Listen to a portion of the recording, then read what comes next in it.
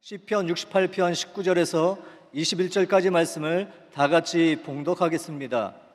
날마다 우리 짐을 지시는 주 곧 우리의 구원이신 하나님을 찬송할지로다.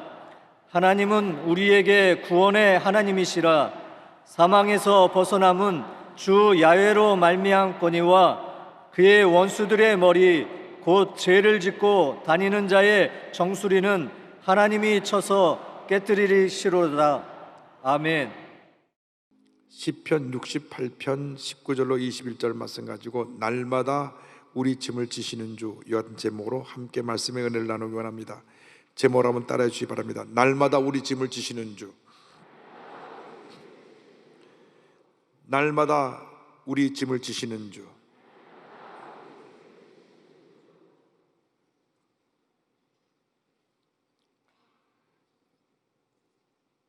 너무나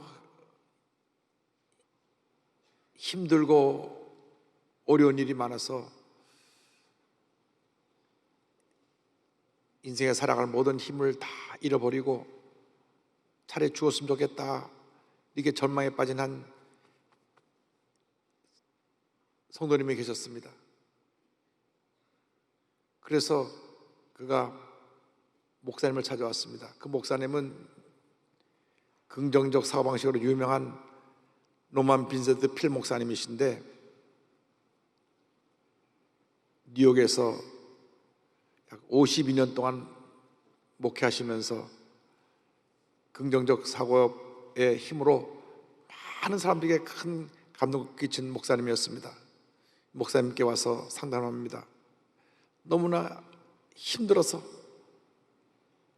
차라리 죽었으면 좋겠습니다 하는 마음 간절합니다. 이상 어디 염려, 근심, 걱정 없고 스트레스 받지 않고 좀 편안히 쉴 곳이 없습니까? 제 인생의 짐이 너무나 무겁습니다, 목사님. 목사님이 그 말을 듣고 가만히 물끄러미 그 여성도님을 쳐다보고 계시다가 잠시 생각을 하시더니 이렇게 말씀하셨다고 합니다. 여기 뉴욕에서 나가면 뉴저지 턴파이크를 만나는데 뉴저지 턴파이크를 타고 내려가다가 엑시 11번에 빠지면 뉴저지에서 가장 큰 공동묘지가 있습니다. 그곳에 가면 정말 고요하고 염려도 근심도 걱정도 없고 스트레스도 받지 않고 평안히 쉴 수가 있습니다. 그곳에 있는 모든 사람이 정말 편안히 쉬고 있습니다. 그래서 그곳에 가면 Rest in peace, 평안히 쉬라고 하는 사인이 그곳에 붙어 있습니다 라는 말씀을 하셨다고 합니다. 그렇습니다. 우리가 살아있는 한 고난은 우리를 떠나지 않습니다. 예고도 없이 시때때로 우리를 찾아와서 우리를 괴롭힙니다.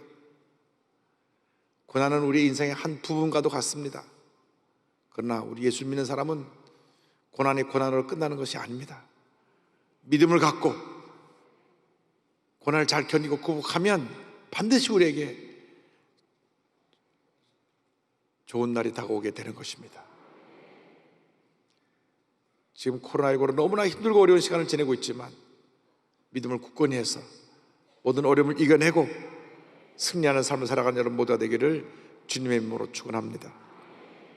먼저 무거운 짐을 지고 사는 인생에 대해서 말씀드리기 원합니다.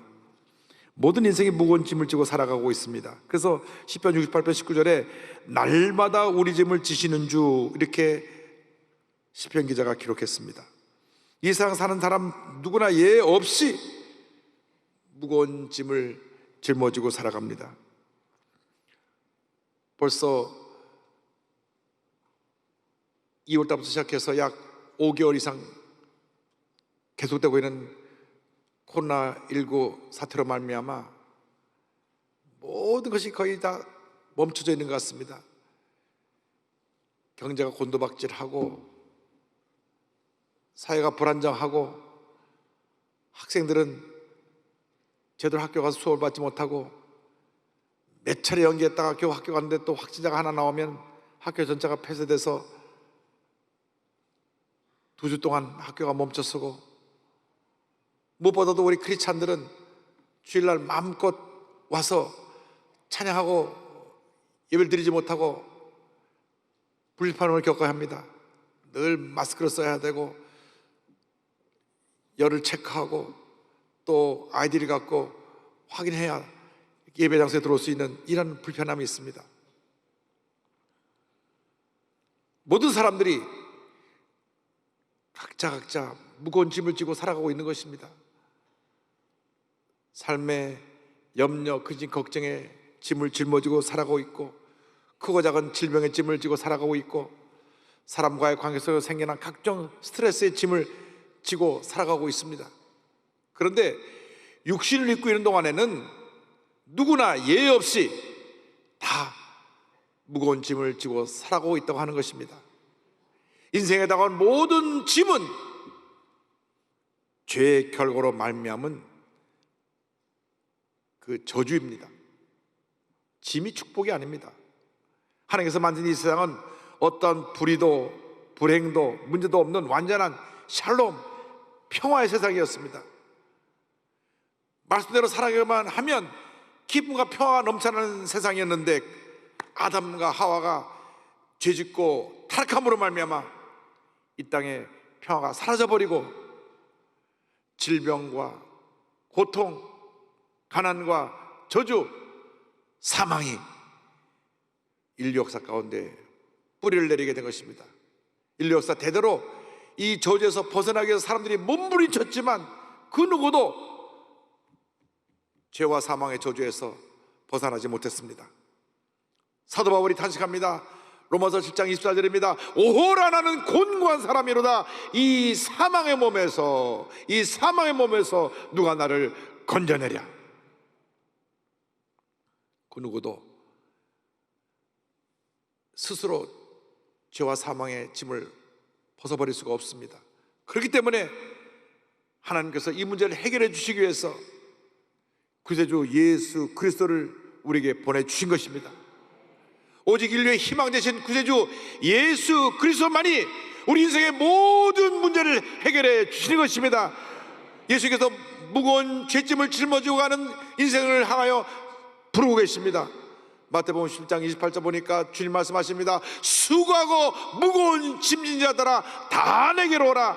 내가 너희를 쉬게 하리라. 수고하고 무거운 짐진 자들아 다 내게로 오라.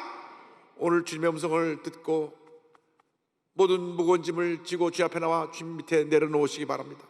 주님만이 우리의 문제 해결자가 되시고, 주님만이 우리에게 참된 평안과 안식을 주시고, 주님만이 우리의 모든 무거운 짐을 해결해 줄 수 있으신 것입니다. 성경은 이어서 말씀합니다. 날마다 우리의 짐을 주님이 지신다고 말씀합니다. 날마다 우리의 짐을 지시는 주에 대해서 68편 19절은 이렇게 고백합니다. 날마다 우리 짐을 지시는 주 곧 우리의 구원이신 하나님을 찬송할지로다. 모든 사람이 무겁고 힘든 짐을 지고 살아가고 있습니다. 남들의 보기에는 무엇 하나 부착함이 없는 것 같고 늘 싱글벙글하니까 아무런 문제도 어려움도 없는 것 같지만, 실제로 알고 보면 남에게 말 못할 고민, 상처, 아픔, 슬픔을 갖고 사는 사람들이 많이 있습니다. 그런데 그 누구도 내 마음에 이 무거운 짐을 대신 짊어져 줄 수 없다고 하는 것입니다. 10길 물속은 알아도 한 길 사람 마음속은 모른다고, 누가 우리 마음의 고통과 고민을 알고 대신 그 무거운 짐을 짊어져 주겠습니까?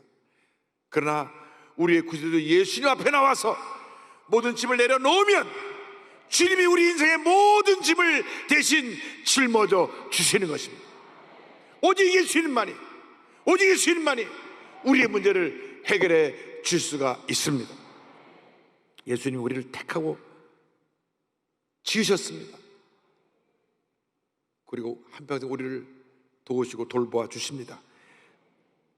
이사야 44장 2절에 이와 같이 말씀합니다. 너를 만들고 너를 모태에서부터 지어낸 너를 도와줄 야훼가 이같이 말하노라. 나의 종 야곱 내가 택한 여수르나 두려워하지 말라.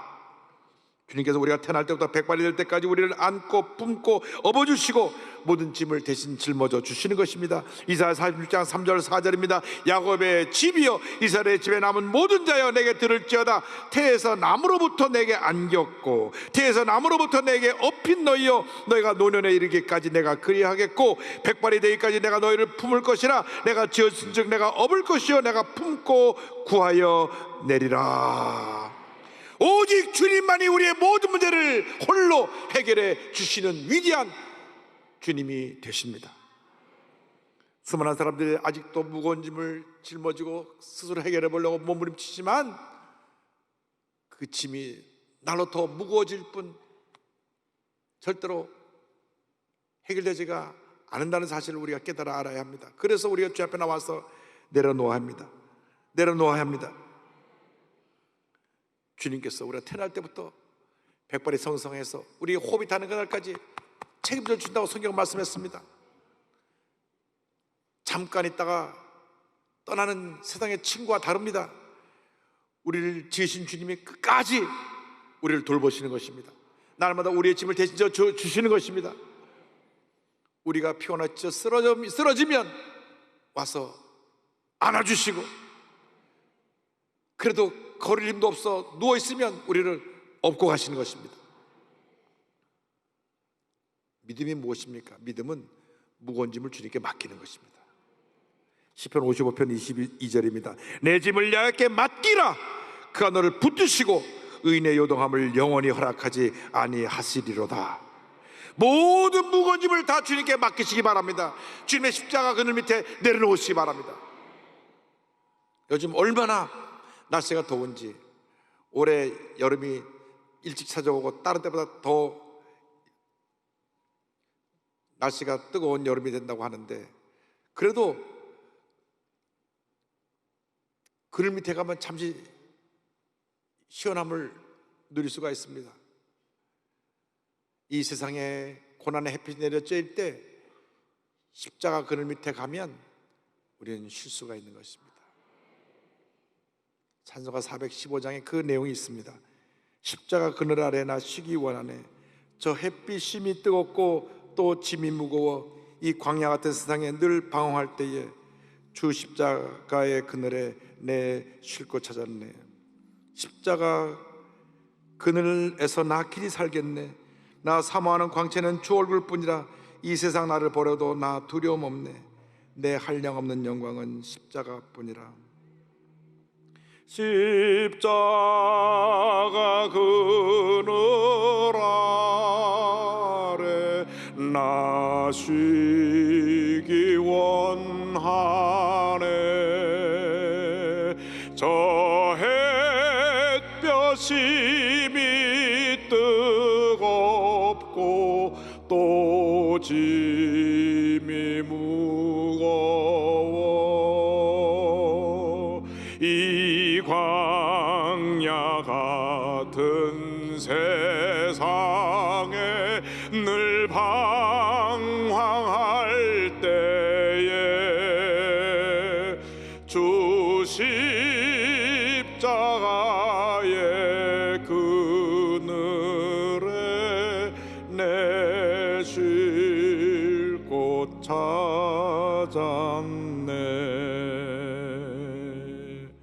할렐루야. 큰 믿음의 사람이 되어서 모든 무거운 짐을 다 십자가 밑에 내놓으시기 바랍니다. 어차피 우리 힘으로 붙인 인생입니다. 여러분 힘으로 감당할 수가 없습니다. 다 내놓으시기 바랍니다.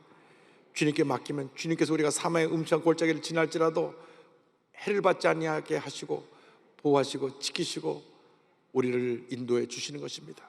시편 23편 4절은 말씀합니다. 내가 사망의 음침한 골짜기로 다닐지라도 해를 두려워하지 않을 것은 주께서 나와 함께 하심이라. 주의 지팡이와 막대기가 나를 안위하시나이다.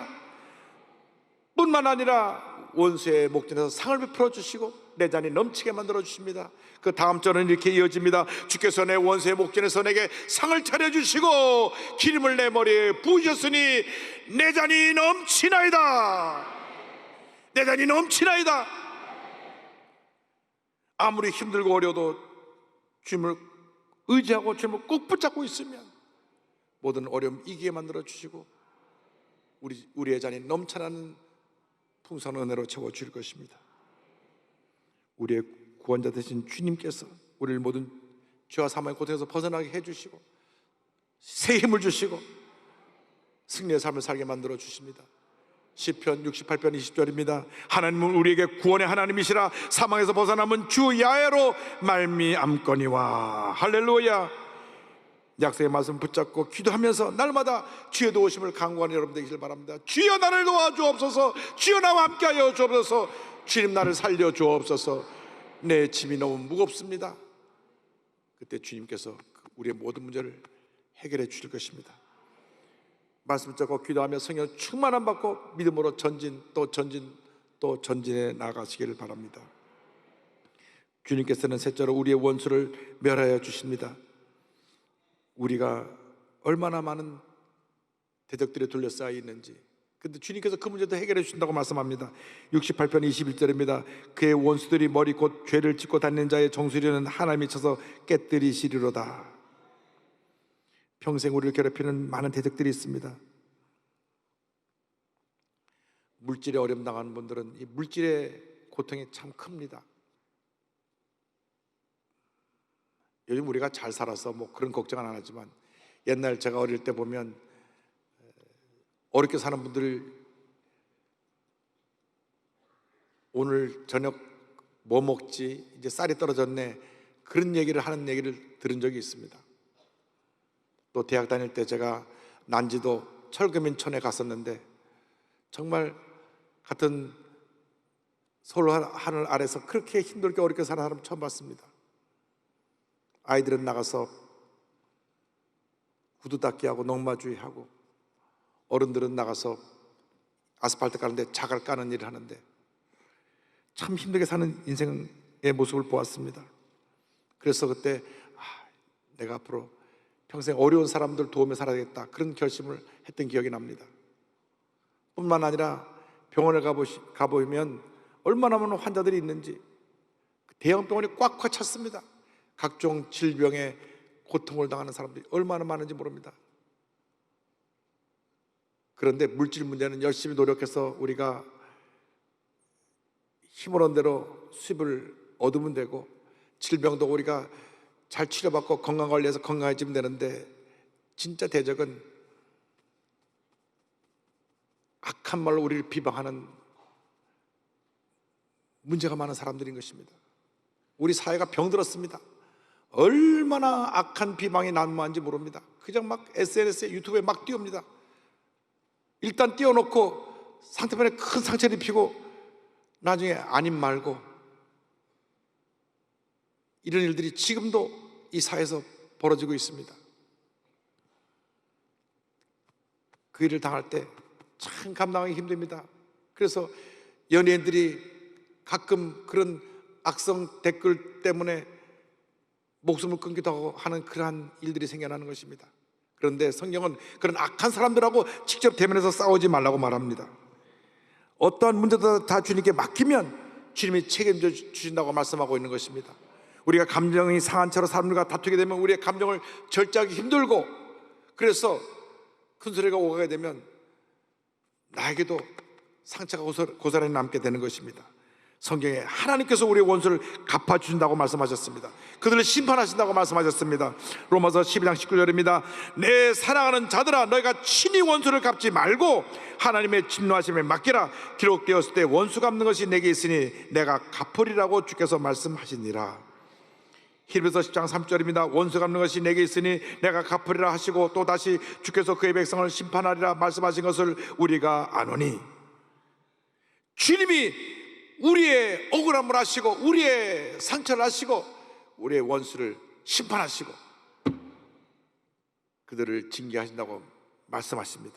순간적으로 절제하지 못해서 감정적으로 폭발해서 소리 지르고 욕하고 싸우면 그 상대편 악한 사람과 똑같이 되는 것입니다. 절대로 우리가 그런 악한 사람과 똑같이 되면 안 됩니다. 우리는 존귀한 하나님의 자녀들인데 아무리 속이 뒤집히고 속상해도 그때는 납작 엎드려서 주님 앞에 기도드려야 됩니다. 눈물의 기도로 나아갈 때 주님께서 우리의 눈물을 보시고 우리의 기도를 들으시고 우리를 그 모든 대적으로부터 보호해 주시고 대적을 물리쳐 승리하게 해주시고 큰 은혜를 부어주시는 것입니다. 궁극적으로 하나님의 사람이 승리하는 것입니다. 하나님이 그들을 심판하실 것입니다. 로마서 12장 21절은 말씀합니다. 악에게 지지 말고 손으로 악을 이기라. 모든 악과 싸워 승리하며 남은 일생 하나님의 영광을 위해 살아가는 여러분 모두가 되기를 바랍니다. 로마서 14장 8절입니다. 우리가 살아도 주를 위하여 살고 죽어도 주를 위하여 죽나니 그러므로 사나 죽으나 우리가 주의 것이로다. 살아도 주를 위하여 살고 죽어도 주를 위하여 죽나니 사나 죽으나 주님의 것이로다. 하나님께서 우리를 통해서 위대한 역사를 이루고 계십니다. 지금 잠깐 어렵지만, 잠깐 힘들지만, 잠깐 짐이 무겁지만 주님께 믿음으로 맡기고 주님만 바라보고 믿고 의지하고 나가면 어제보다 오늘보다 내일이 더 나은 삶을 살도록 우리의 삶을 인도해 주시는 것입니다. 놀라운 은혜로 함께 해 주시는 것입니다. 절대로 낙심하지 말고 절망하지 말고 포기하지 말고 상처 가운데 낙심하여 주저앉지 말고 주님 붙잡고 주의 말씀을 의지해서 믿음으로 전진해 나가는 여러분 모두가 되기를 바랍니다. 말로 감당할 수 없는 고난 속에서 믿음으로 승리한 한 분의 간증으로 말씀을 마무리합니다. 목사님 사모님이시면서 많은 글을 쓰신 저술가이기도 하고 강연가로 유명하신 리앤 맥코이 사모님입니다.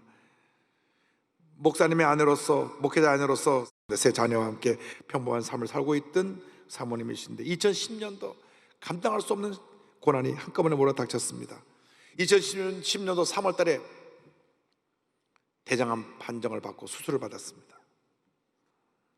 근데 2달 지나고 나서 그 목사님이 있던 테네시주에 집중호우가 와가지고 온 예배당과 교회관에 다 물에 침수가 됐습니다.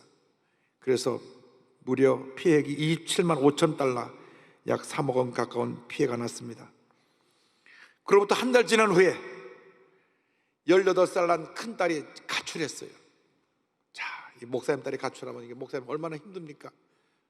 또 사람들이 뭐라고 또 비방할 거 아닙니까? 목사님 딸이 집을 다 나갔다고. 근데 집을 나가가지고 또 남자 친구랑 동거하면서 아이까지 낳았어요. 딸 가진 부모님들은 잘 워치하시기 바랍니다.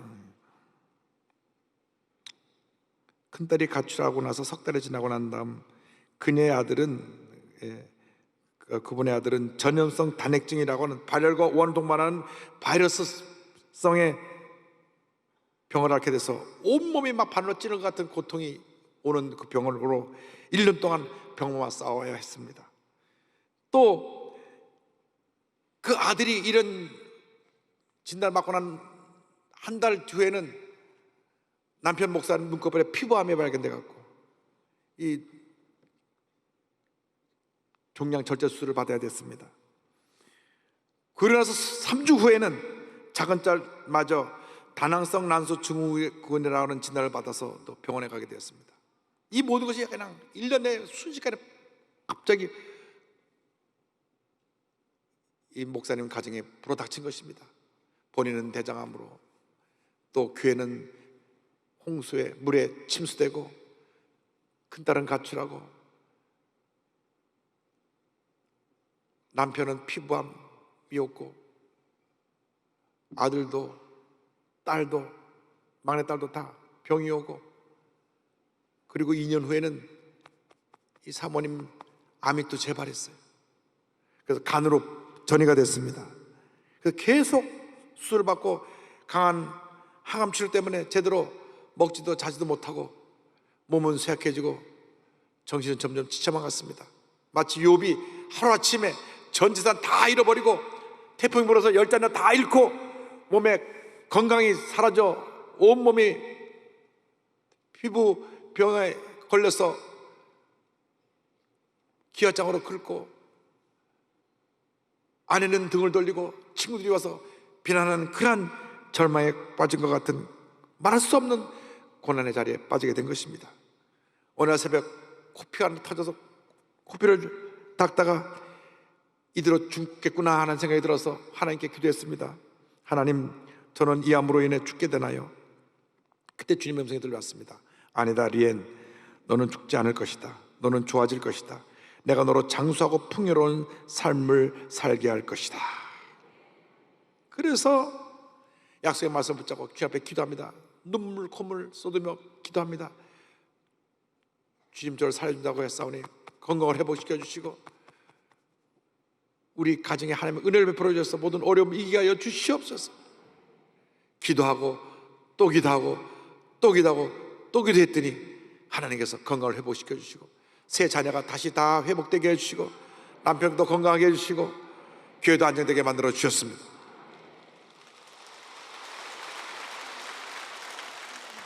이렇게 고백합니다. 나는 하나님이 선하신 분이라는 것을 분명히 알고 있었다. 선하신 하나님께서 내 삶을 궁극적으로 주관하고 계시므로 내 육신에 스며든 암세포들도 그분이 허락하신 것임을, 그래서 나는 하나님께서 나를 향한 강렬한 사랑을 가장 잘 보여주신 그곳 십자가 아래에 내 모든 두려움과 걱정을 내려놓았다. 십자가 밑에 여러분 모든 무거운 짐을 내려놓으시기 바랍니다. 이 시간 모든 무거운 짐을 다 내려놓고 주님 안에서 참된 기쁨과 감사를 회복하고 절대 긍정의 믿음으로 무장해서 승리자의 삶을 살아가는 여러분 모두가 되기를 바랍니다.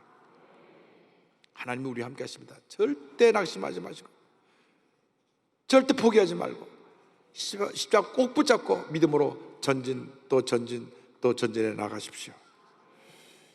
우리 함께 찬송가 415장을 부르면서 오늘 말씀을 마치고 기도하기를 원합니다. 3절과 2절을 부르겠습니다. 십자가 그늘에서 나 길이 살겠네. 나 사모하는 광채는 주 얼굴뿐이라. 이 세상 나를 버려도 나 두려움 없네. 내 한량 없는 영광은 십자가뿐이라.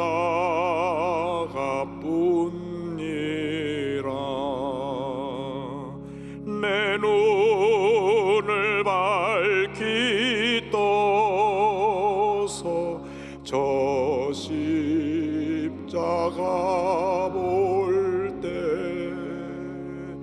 날 위해 고난 당하신 주 예수 보인다. 그 형상 볼 때 내 맘에 큰 찔림 받아서 그 사랑 감당 못하여 눈물만 흘리네.